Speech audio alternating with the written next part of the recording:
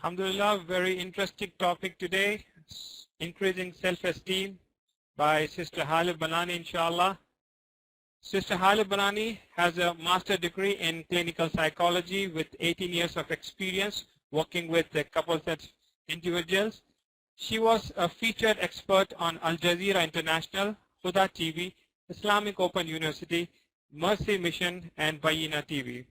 Sister Haleh is an instructor for Ilmflix and Khalam Institute. She was the first female to host a program for Al-Fajr TV called With Haleh, which combines the principle of psychology and Islam to help people reach their full potential and overcome their challenges.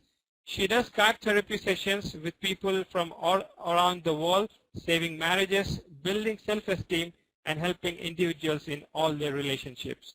Sister Haleh is an internationally published writer and counselor for the website www.muslimmatters.org. She received her ijazah for the recitation of the Quran in Egypt.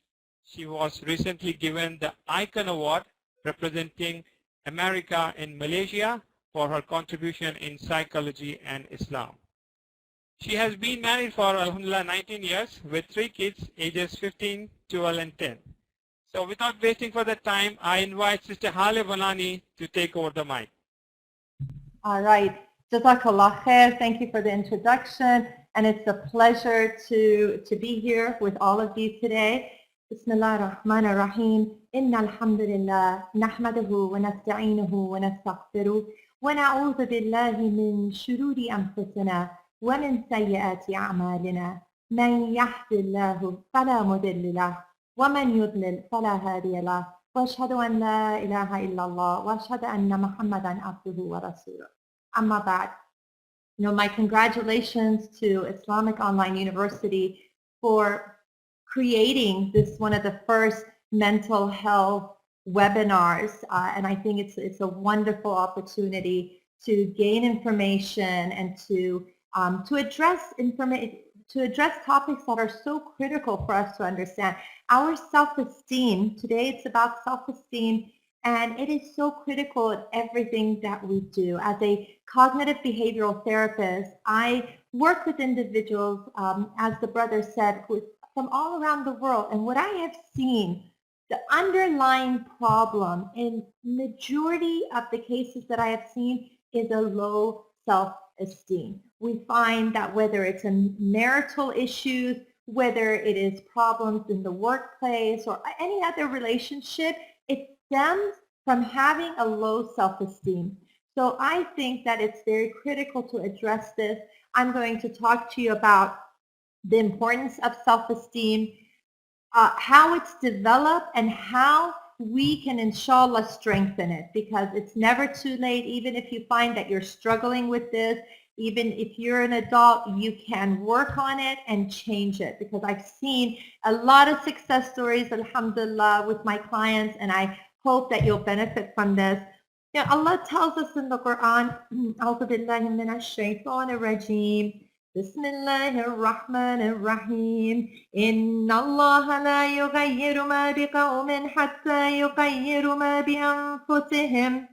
That surely Allah does not change the condition of the people until they change their own condition. Okay, so there are many things that in your life you may want to change. You may want to have a better relationship. You may want to have more success. You may want to have more influence, be able to do dawah more, maybe increase your knowledge and become a teacher. Whatever it is that you want to improve in your life, you have to start with yourself. You have to look within, and Allah is telling us that when you invest in yourself, when you get to know yourself, that's when Allah is going to put barakat. He's going to put blessings, and He's going to change your condition, inshallah. So this ayah, I feel, is a very motivating force. As a therapist and dealing with people who are always coming to me for wanting to change, I always use this verse to remind them that we really have to start within. And when we start looking and we're honest with ourselves, right? Because a lot of times people are in a state of denial. They're in a state of denial. They don't acknowledge what their strengths and weaknesses are. Maybe they only focus on their strengths.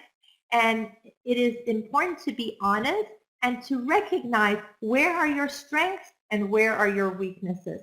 And if one of your weaknesses is your self-esteem, that you don't feel good about yourself, you're always maybe beating yourself up, you don't feel like you have the capacity to succeed, then this is something that we need to address, because acknowledging that you have to work on something, you're halfway there, right? And that's something I always tell my clients, that if the fact that you're just coming and getting the help, this is acknowledging that you have there's an issue, there's a problem, and you are halfway there in resolving it. So just be very honest with yourself and evaluate yourself. What we see, that self-esteem is that feeling of worthiness, being valuable, feeling that you have something special to offer. And what it does is that it gives you a sense of confidence. When you have self-esteem, it gives you that strength, it gives you that motivation to do things, to get out of your comfort zone. Too many people spend their time in a small little cocoon. They are always wanting to be in their comfort zone, and they don't expand. They don't allow themselves to have new experiences because they lack that self-esteem. So having that confidence, it gives you also a sense of optimism. It gives you that feeling that you can have a positive impact, you are capable, and so it really affects. And as a mu'min, we're always supposed to be optimistic, right? In Surah Yusuf, ayah 87, this is it's a beautiful verse talking about how you need to be optimistic, because if you're not optimistic, okay, not being optimistic is equated with disbelief. So we want to always make sure as a mu'min we're optimistic, we feel good about ourselves and about our opportunities. The second thing is that it helps you to succeed. All right? Thank you for changing the slide. It helps you to succeed. So first of all, we say it gives you confidence, and then it helps you to succeed because you start believing in yourself, right? Have you ever had that moment when someone asks you to do something and you feel like, can I do this? I don't know if I can do this. I remember the first time, I think it was almost 20 years ago, the first time I was asked to come up at the masjid. I think there was a sisters conference, and they wanted me to be the MC. And it just took me by surprise, and I thought, can I do this? Am I set up to do this? And a friend of mine gave me that courage. She said, you do it, and the strength will come to you. Allah will give you the strength. And I feel that just having that ability to say, yes, I will do it, like I said, expanding your comfort zone, it helps you to succeed because you believe in yourself. The third thing is that it improves your relationship. Now, how does it improve your relationship? Like I said earlier, majority of the problems that I see, whether it's marital issues or individual, whether it's, whatever is happening in these with my clients, I find that the underlying problem is a low self-esteem. Because when someone doesn't feel good about themselves, how do they act? When they don't feel good about themselves, they feel very threatened by other people. And that's why you find a lot of difficulties when it comes to dealing with, mother-in-laws and sister-in-laws, right? Those are big issues. I know that in the class that I do on emotional healing, anytime these two topics come up, we have loads of discussions about it because everyone feels the sense of, whether it's rivalry, whether it's jealousy, or sometimes it's that feeling of being intimidated by another person. And so if you have self-confidence, it's about feeling good about who you are, right? It's feeling good about who you are, then you're no longer intimidated. I find a lot of times with husband and wife, there is that sense of possessiveness, that sense of jealousy. Now there is the ghayra, which is, it's a good positive jealousy to have. We should have ghayra for our spouse and they should have it for us. And I'm not referring to that. I'm talking to that excessive jealousy, that wanting to prevent your spouse from moving ahead because you are so intimidated or you feel so inadequate. And I think that that's really important to address. So if you don't have this issue, when you feel good about yourself, you're not going to be easily intimidated by other people, and you're going to have a more open attitude, and you're going to accept people into your heart rather than feeling defensive and feeling that someone is going to take your position or take the attention away from you. Another benefit of self-esteem is that it's a path to inner peace. It is a path to inner peace, and you find that those individuals who don't have the self-confidence, they're constantly beating themselves up, and it's very sad. And I've worked with many young brothers and sisters who are really struggling. They don't like who they are. There's actually self-loathing. There's that self-hatred, and they try to harm themselves. I have a lot of clients, who when they lack self-esteem and they lack that sense of purpose or sense of value, then what they end up doing, sometimes they end up hurting themselves, or they try to commit suicide. And you find that they're always in turmoil. They're always in turmoil because they don't have that sense of self-esteem.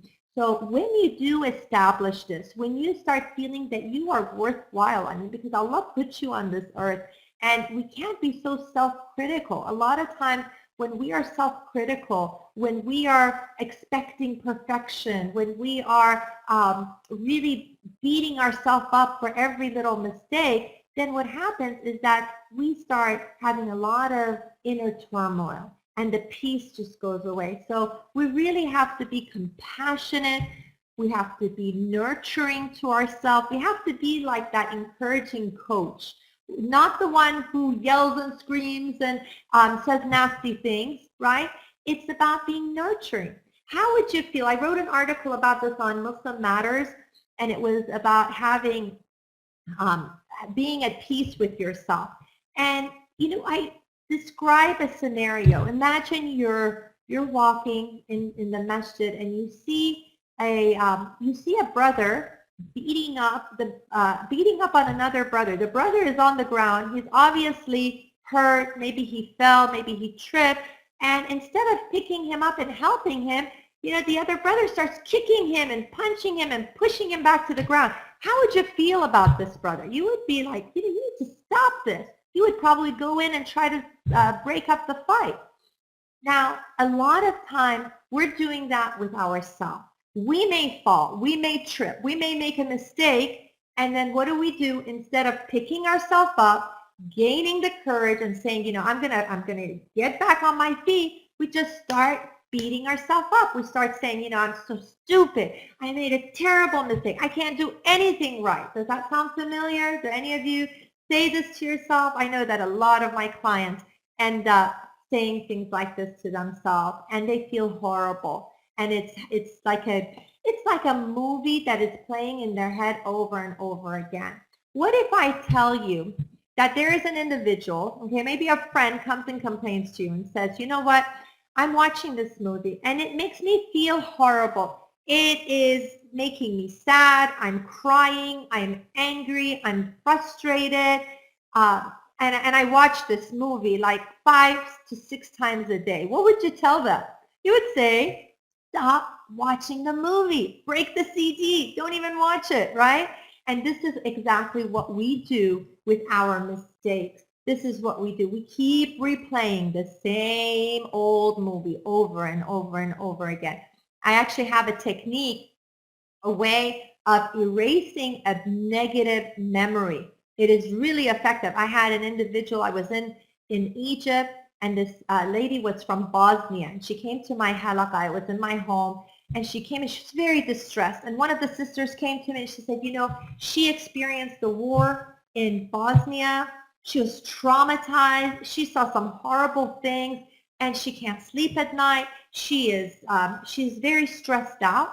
And so I told her, okay, let's do this exercise. We did an exercise, and within like 3-4 minutes, that just went away, alhamdulillah.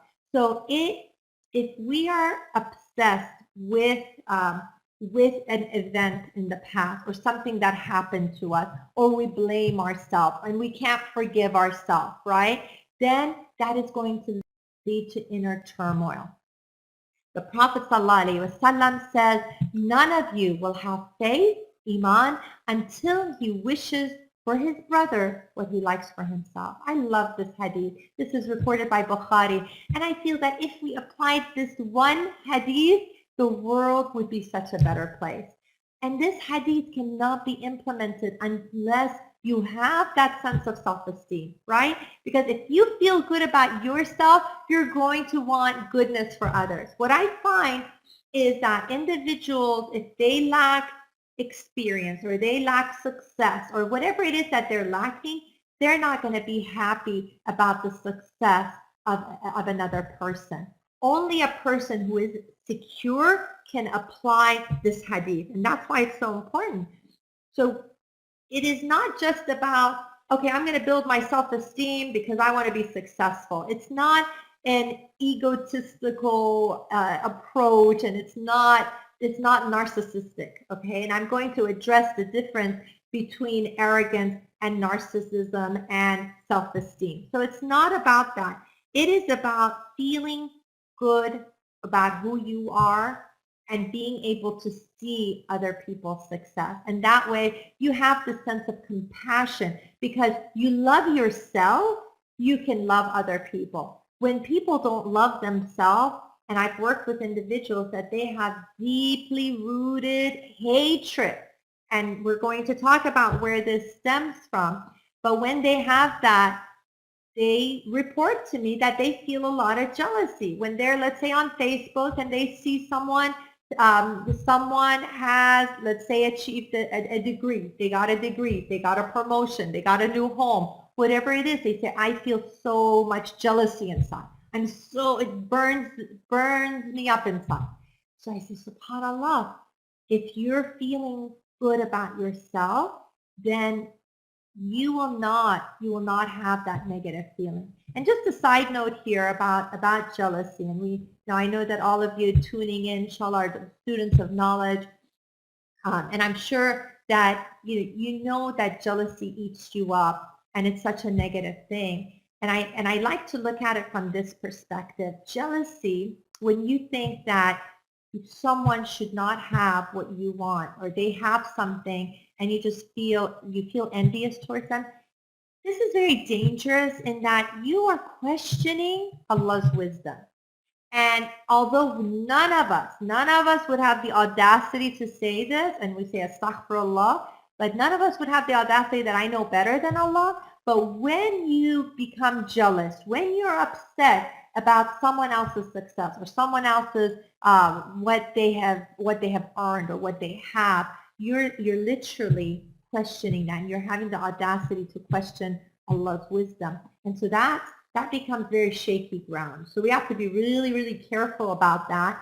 And the way to avoid that altogether is feeling good about yourself and realizing that there is a beautiful hikmah in everything that happens. There's hikmah in not having things. There's hikmah in certain trials, and there's mercy in those difficulties. And if we recognize that, we won't sit there feeling sad and depressed and look at other people's lives and think, oh, they're so lucky. But I can tell you, as a therapist, as a counselor, looking into the lives of hundreds and thousands of people, you know what? I would never ever wish that. I would never assume, just looking at someone's polished exterior, wishing for their life, because you have no idea what they might be struggling with. I have seen picture perfect individuals in the spotlight, individuals that appear to be happy, appear to be successful, and yet you don't know the inner turmoil. So you don't know what they're tested with. And so I think it's really important, and this is again like a side note, because I think a lot of times we start feeling insecure about ourselves because we're comparing.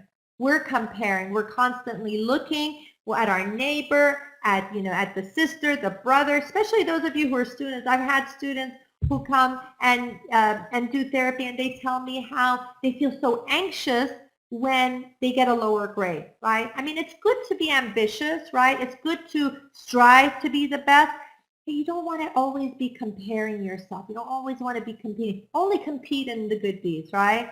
والسابقون السابقون أولئك المقربون في جنات النعيم. So we want to compete only in the good deeds, right? So you see your brother is waking up for tahajjud and you see that extra nur. A lot of times I see the sisters, I see extra nur. I'm like, tell me your beauty secret. Come on, tell me. Has it been extra tahajjud? Are you memorizing? So we should get motivated with that. Say, oh wow, but this sister has memorized so much. I want to memorize. This sister has gained knowledge. I want to memorize. So we need to be competing in these things and get motivated to increase our ibadah, but not to compare about the worldly things and not to compare our looks and what we've achieved or like your spouse or children, because what ends up happening is that it will decrease our self-esteem. Okay, so as far as how the self-esteem is developed, okay, self-esteem is developed. It starts off in your childhood and then throughout your life. So early in your childhood, it has to do with, if we can go to the next slide, please. In your childhood, it has to do with how people treated you. How did they treat you, right? How did your parents treat you? Were you valued? Were your needs taken care of? You know, a lot happens those first 2 years. They're very formative. And I always advise individuals to give extra attention. Yes, this was right. To give extra attention. Be very, very attentive to your children's needs. Sometimes people have this mentality. It's like, oh, we're going to spoil them. But that first year especially, tend to every little cry. Make them feel comfortable. Make them feel that their needs are important. Because if you're not tending to them at that critical stage, they're going to feel like they don't really matter, that they have no control. And it's going to stay with them throughout their life. So I know it seems like, oh my gosh, something from, when I was potty training or when I was nursing, all that influences me now? Absolutely, absolutely. And so we really have to be careful as parents, right? I mean, as adults, we're learning about it. And alhamdulillah, whatever happened, I'm sure your parents did the best that they possibly knew, right? No one sets out to damage their kids in any way, but we all end up in some way or another having shortcomings, right? And so we have to be forgiving and we have to be understanding, but we have to learn for when we have kids that we address all of their needs and we develop this self-esteem, because right now we're learning about it for ourselves, but I'm taking it that next level, that how are you going to take this knowledge and then apply it to your own kids? If you're an educator, if you're an administrator, and somehow interact with people, how do you raise their self-esteem? You don't want to crush them. So how you were tended to, how you were dealt with, how you were treated, very important. This is something I'm very grateful for my parents. May Allah reward them. They always treated me with the utmost respect, and they always made me feel valuable, and they always asked for my opinion and made me feel counted. And so I remember when I would go to other people's homes, and when they overlook, a lot of times you overlook the children. It's like even if you're serving, you will serve and then skip over the kids, and there's this sense of like, okay, you're not as valuable. And I think that always got to me, because I was like, my parents made me feel so valuable, and what is it with them? And so you have to instill that in your children. And then throughout your life, the self-esteem is affected. Whether you achieve, whether it's academically, and this is something I always ask my clients when I get a background information. I find out because it tells me a lot about their personality. I go all the way back and very briefly find out about what their relationship was with their parents. If they felt neglected, if there was physical abuse, if there was sexual abuse, if there was a broken home, whatever it was, that will definitely have an impact. Now, I'm not saying you're doomed. If that has happened to you, you can definitely overcome it. I have seen so many individuals, mashallah, overcome their obstacles. But it's just a matter of acknowledging it and understanding it, right? And I also ask about their sibling relationship with parents, and I also ask about their academic success, right? Because that really gives a person, if someone has had academic success, then they feel like I am capable, right? And then so there's this sense of confidence and achievement. I have certain clients who will tell me that, they never really did good at school. They always got in trouble. And so that affects their sense of what they're capable of. And so we need to acknowledge that. And then also social success, right? How many friends did you have? Were you well liked? Were you teased? Were you bullied? Because all of these incidents in your life will leave an impact. It leaves an imprint on your heart and on your self-esteem. And you may not understand it. Right now, you may be feeling like, I don't know why I never feel good about myself. Some people would say, I don't feel pretty. And they could be gorgeous, right? But they don't feel pretty. Why? Because somebody teased them. Maybe in 4th grade, someone called them, oh, you got, you're fat, or you've got big ears. Oh my God, your hair is frizzy. Whatever it was, it just kind of, they internalized it. And it also has to do with what your parents tell you, right? And this is really critical. If the words that they said, the labels, the assessment, this will leave a very lasting impact on how you feel about yourself. So we need to really be watchful as parents, as caretakers, as educators. We really need to be watchful, and we need to make sure what we say to the youth, how we assess them. We need to be very careful with those labels, and joking, right? وَيْلٌ لِكُلِّ هُمَزَةٍ لُمَزَةٍ الَّذِي جَمَعَ مَالًا وَعَدَّدَهُ. So this is saying, وَيْلٌ لِكُلِّ هُمَزَةٍ لُمَزَةٍ. Woe to those who joke and who tease and who just, there's sarcasm, right? So we have to be very, very careful with that, even with our own children. Sometimes parents are brutal with their kids. They tease them about certain body parts, and they will never get over that. They will just say, oh, look at his big old ears, he's Dumbo. Look at she has a big belly. I had a lady, she was in her 50s. She was crying in my office. And, you would think, what are you crying about? What happened? You'd think maybe she has a terminal illness. Maybe she's had a fight with her husband. No. You know what she was crying about? She was crying because when she was 8 years old, her mother would call her fat. She kept telling her, you're fat, you're fat, you're fat. And guess what? She was extremely overweight. She was obese. And so it didn't help. It's not like she became super skinny because her mom kept telling her that, but it affected her self-esteem. And so we have to make sure that we're not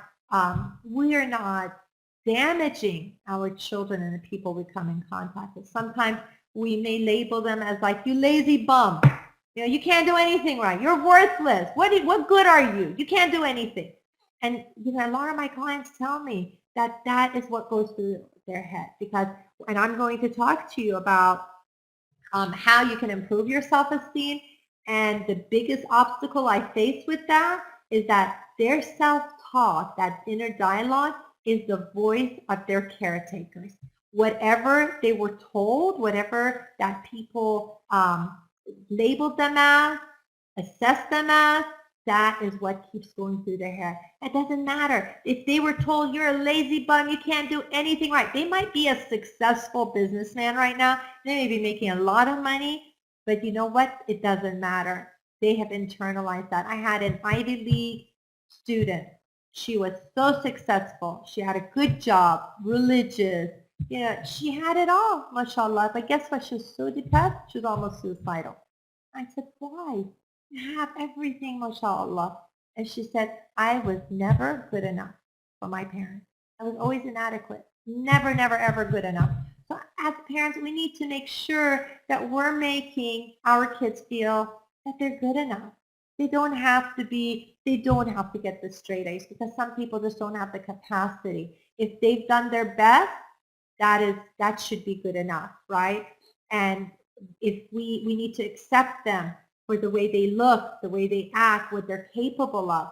Because if you make them feel inadequate, let's say you want them in a particular field and they don't pursue that field, they're going to feel so worthless, right? So it is all about what people have said to you in the past that starts forming your self-esteem at a very, very early age. I mean, when you're 1, 2, whatever you're hearing, whatever people are doing with you, if you're being loved and cared for or versus being neglected and abused, all that affects your self-esteem.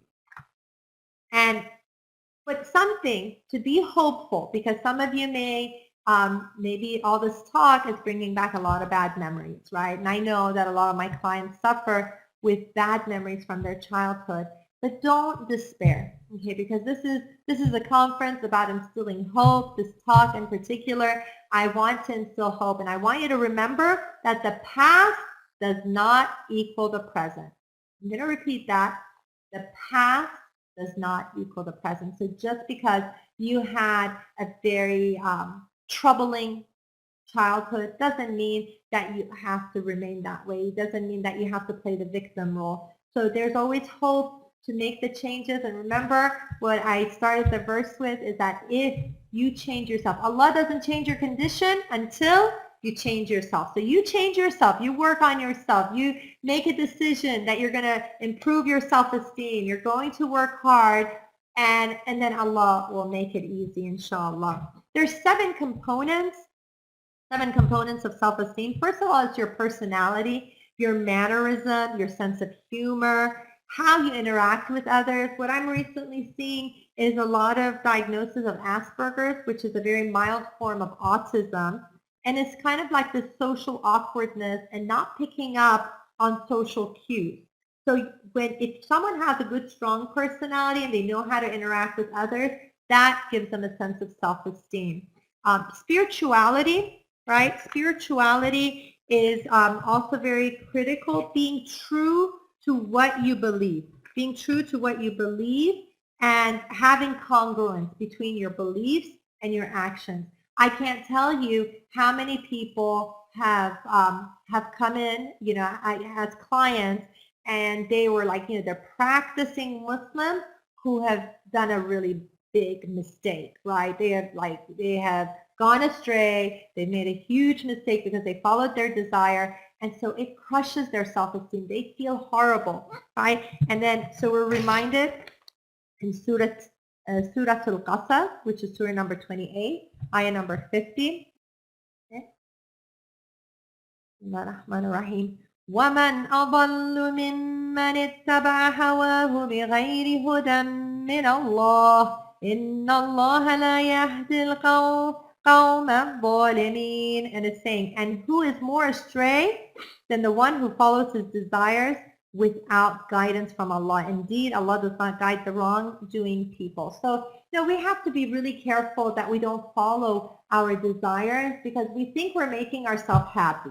We think we are satisfying ourselves. But then at the end result is that really that low self-esteem. A lot of young brothers who are addicted to pornography, some sisters as well, unfortunately, addicted to pornography. Every time they watch it, they feel so bad about themselves. And they report that their self-esteem drops. And it's like 0, sometimes negative. When they cave into their temptation and they go out and they commit some haram acts, that really affects the self-esteem. So we have to be careful with that.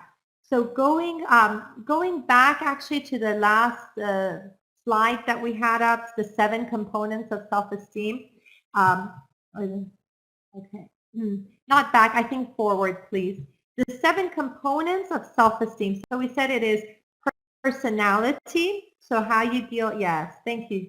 The personality, spirituality, so having congruence, making sure that if you believe that being truthful is important, and so you need to remain truthful. You need to be truthful because if you believe in it and you don't apply it, then you're going to feel really bad about yourself.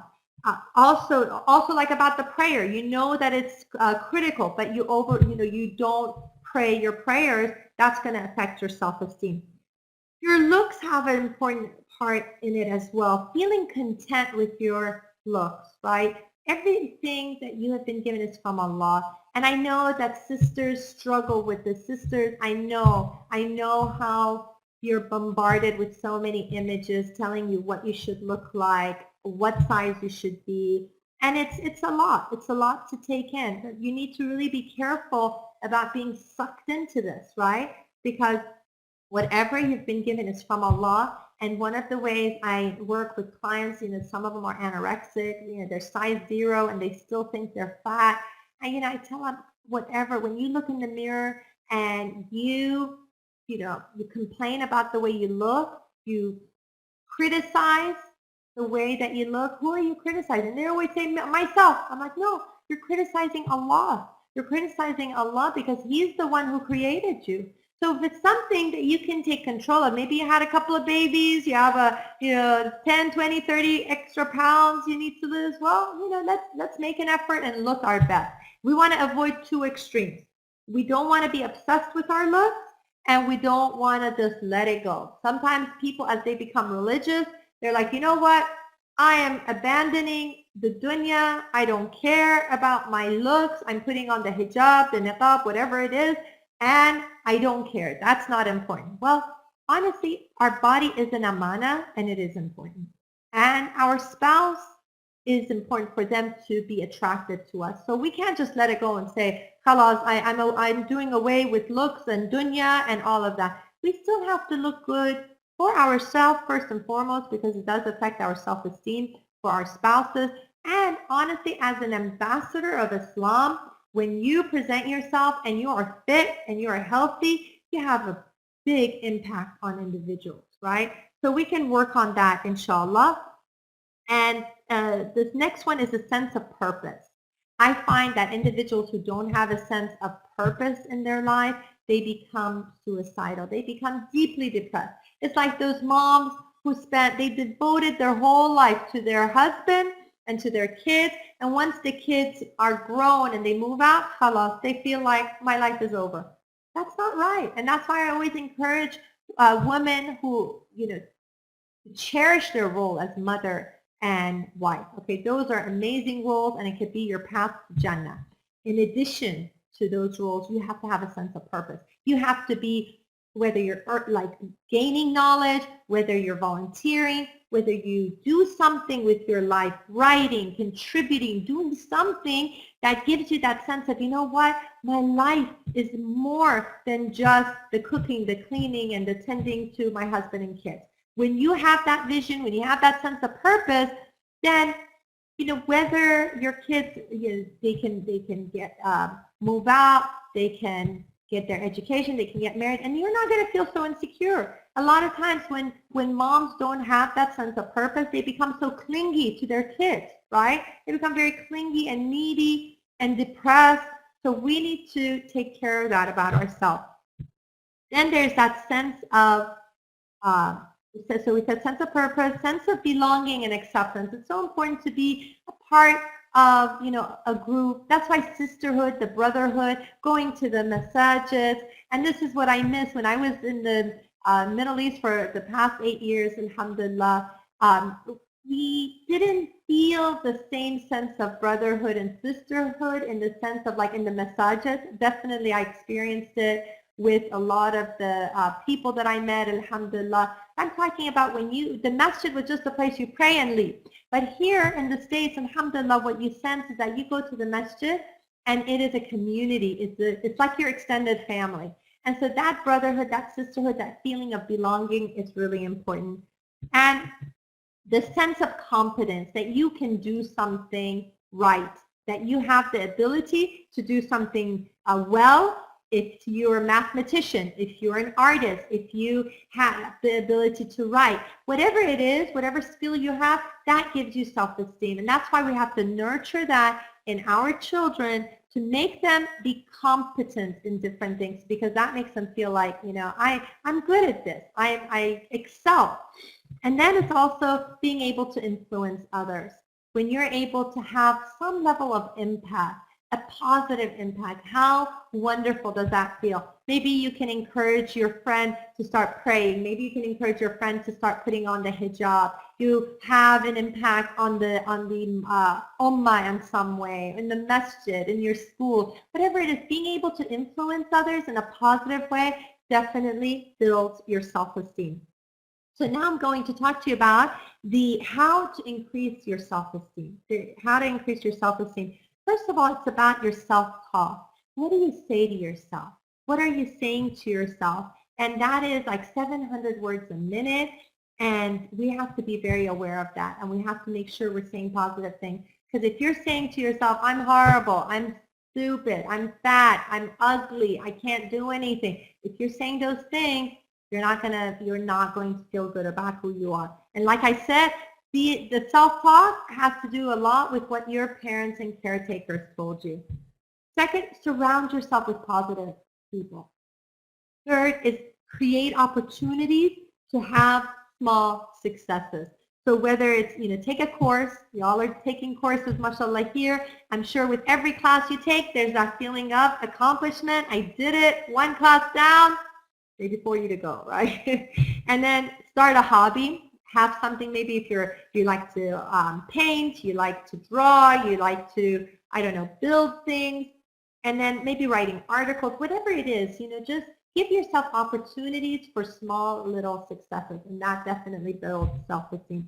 Volunteer. Volunteering is a great way to get people, to give them that sense of purpose and to get them to feel good about themselves. A lot of clients who come to me who are very depressed, they're suicidal, one of the first things I tell them to do, go out there and help someone else. They're like, what? I can barely help myself. I'm depressed. I can't get out of bed. I feel horrible. I'm like, even more so. That is why you need to go and help other people. Because the state of when you feel down about yourself and you feel depressed, the nature of depression is that you're self-consumed.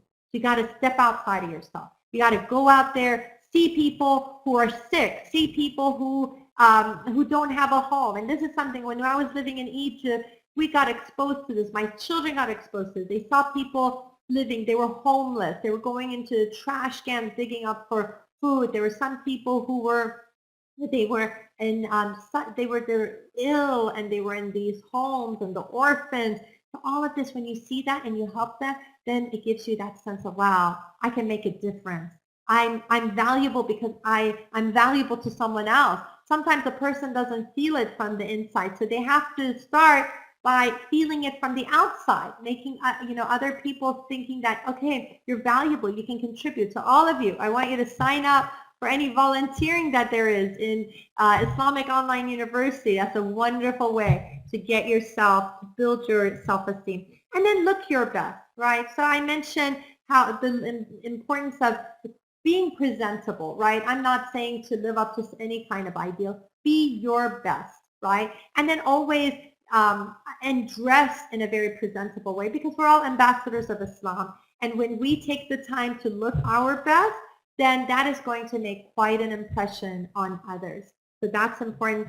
And the last thing I wanted to mention, I want to make sure we have enough time for question and answer, is that self-esteem. We're going to talk about self-esteem versus arrogance and narcissism. So a lot of times what I find with especially students of knowledge, they shy away from self-esteem and confidence.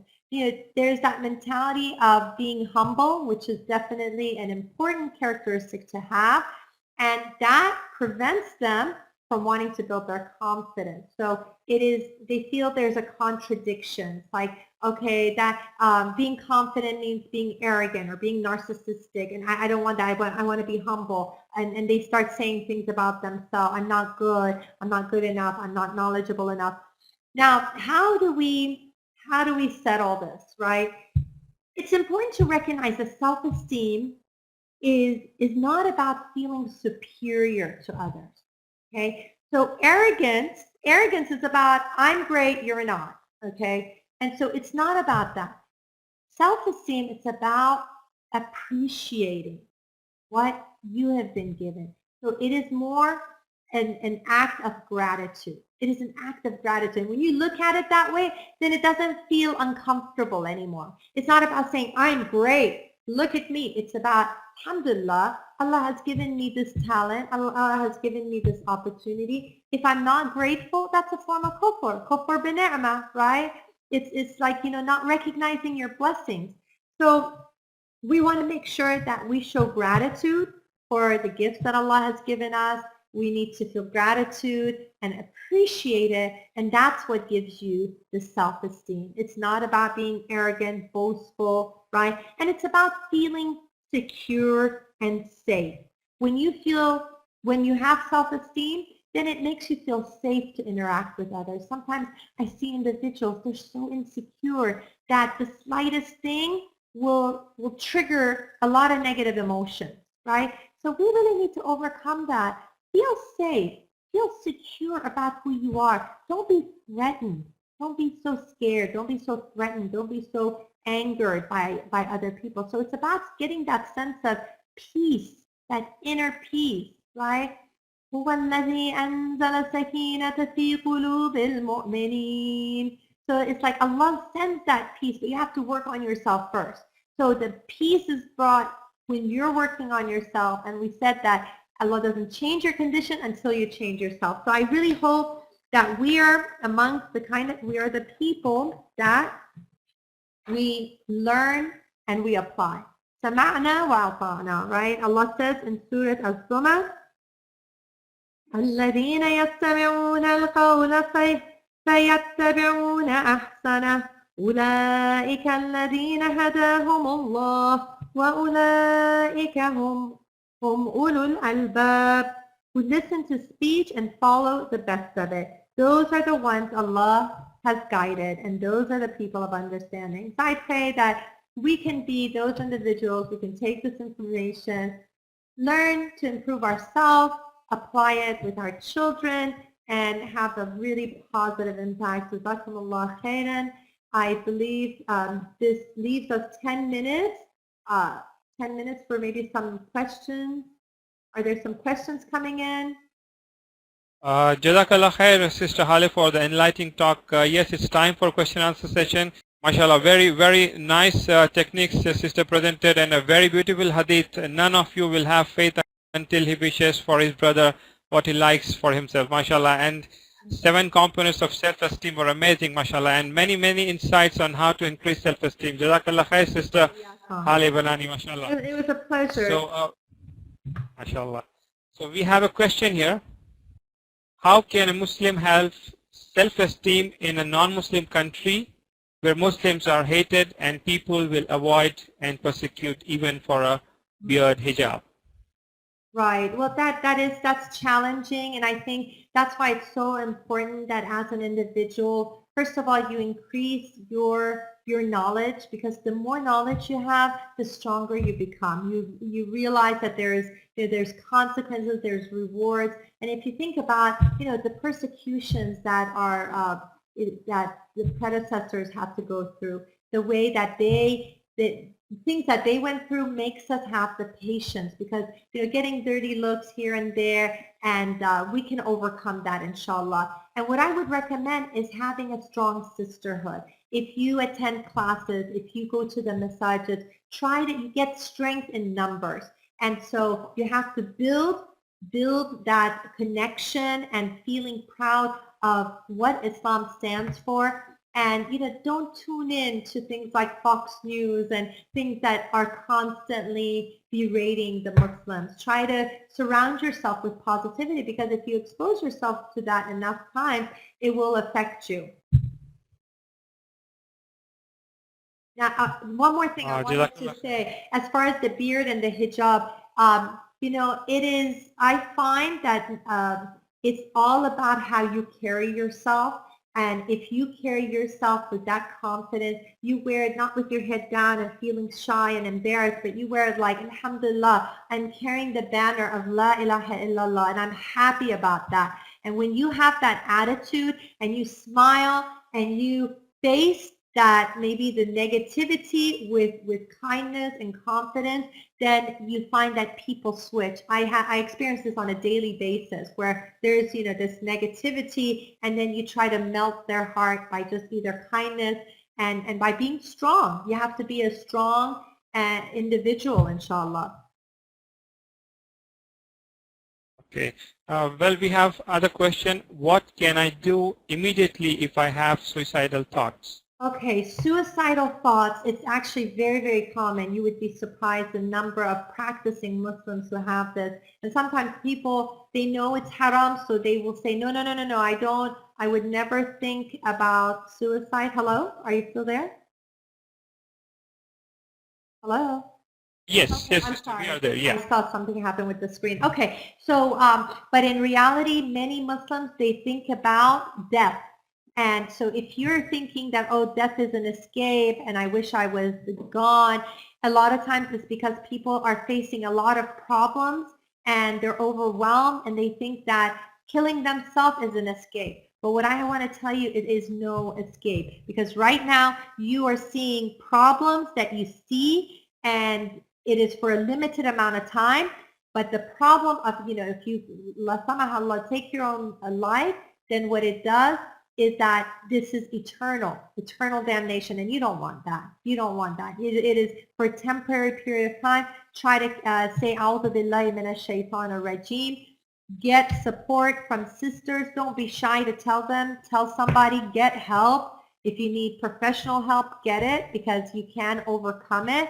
And those thoughts, don't ignore it. Don't ignore it in the sense that if it's coming up, that means you need to address it. So I would recommend addressing it with a professional so that it doesn't increase. And really make dua. When you're in sujood, ask Allah to remove those thoughts.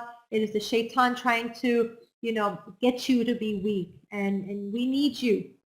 Every single one of you is valuable, and you are put here for a purpose. So, imagine someone giving you a car, and then you sit there and you put a sledgehammer through it. Can you imagine that? I mean, what kind of gratitude is that? Allah has given you this life for a purpose, and He wants you here for a reason. So you just have to find that purpose and have that hope, and inshallah overcome these thoughts. Are there any other questions? Okay, Jazakallah khair, sister. Yeah, we have another question. How to overcome negative emotions and negative thoughts? Okay. That in itself will be probably an hour discussion because it is, it's something that is so rampant, and it's so common for people to have the negative thoughts. Most people are negative. The self-talk I told you about, 85% of the people, their thoughts are negative. So number one, be aware. Become aware of it. Many of my clients don't even know. They're like, no, I don't talk to myself. So they don't even know about the self-talk. So that awareness is number one. Number two is stop the negative. You know what I do with one of my clients? He was really, really negative, and he just had very low self-esteem. So I said, put a rubber band and then zap yourself each time you have a negative thought. Within a week, he's like, wow, this negative self-talk is gone, because it hurts, right? So try to do that. Try to stop the negative self-talk. The third thing, and I usually do this 1 week at a time. First week, awareness of your self-talk. Second week, take away the negative self-talk. Third week, replace the negative self-talk with positive self-talk. So inshallah, you can do that, but it does take training, and you may need some additional help. Okay, Jazakallah khair, sister. We have another question. What should we do when others look down at us? Okay. When others look down on us, okay, it's really important to know that you give permission to people either mistreating you or looking down at you. You somehow, whether it's not verbal, but through your body language, through your action, you are allowing, somehow you're allowing this to happen. And you may think, no, I don't want to allow this. But in reality, if you look deep enough, you find that because of a lack of self-esteem, because you show yourself maybe as weak, or you don't feel confident about yourself, another person and an individual that probably is pretty insecure themselves, and the only way they can feel good about themselves is to feel arrogant and look down at someone else. So you have to try to build that self-esteem and not be affected by it. You know, don't allow the negativity to penetrate, right? And you need to just, as you build your self-esteem, you find that fewer people can get away with doing that. You got to just become stronger as an individual, believe in yourself more, and realize that somewhere, whether it's in your nonverbal communication, whether it is your posture, whether it's your tone of voice, you're being too meek and too subtle, and so people can dominate over you. You are expressing to others, you are allowed to bully me. You are allowed to take advantage of me. So be careful with that. It's very subtle, so you have to see what it is and try to overcome it, inshallah. Esteem or confidence, alhamdulillah, but I'm an introvert, so I take my time to initiate a conversation or talk to someone. This sometimes tends to give an image of me being arrogant or haughty. So is there a way to overcome this and be a little more sociable? Right. There's nothing wrong with being an introvert as long as you're comfortable with it. Now, if people are having, you're giving off this impression that you're arrogant, what I recommend is smiling more, right? Because if someone is arrogant, they usually, they won't smile at others. So try, if it's hard for you to strike up a conversation, a lot of shy people are seen as being stuck up, right? So I know that tends to be a pattern. So you can try to smile more, and then you just need to train yourself, right? I mean, I remember I used to be very shy. I was very shy, like maybe in middle school, and I kept working on myself and getting myself out of my comfort zone. So, you give yourself little exercises. You think, okay, I'm going to work on this. I'm going to strike up a conversation. And maybe each day you can practice, even with someone that's standing behind you in line, with the cashier, with, just build that confidence. You said you are confident, but overcome a little bit of that shyness by practicing with people who are just, they're individuals that you may not run into again. So it's kind of safe, right? So if you mess up, it's not a big deal. As you build as you continue that habit, then it will be easier with the people that you want to develop relationships. And that way, when you're smiling and you're initiating conversation, they won't think that you're arrogant. Jazakallah khair, sister. Another question. Will shaitan, iblis, will be considered as someone who had low self-esteem because of the negative emotions such as jealousy, etc.? I think it was the arrogance that led him to disobey Allah. It was that feeling like I'm so much better, right? And that's why I classify like arrogance as like a sense of superiority. He felt, I'm made out of fire. I'm so much better, right? And so I think it's extreme. It was extreme arrogance as far as classifying, with shaitan. However, a lot of times when individuals, if we're thinking about individuals, they feel jealous because of their low self-esteem. But in the case of shaitan, it was complete arrogance. Wallahu a'lam. Is there another question?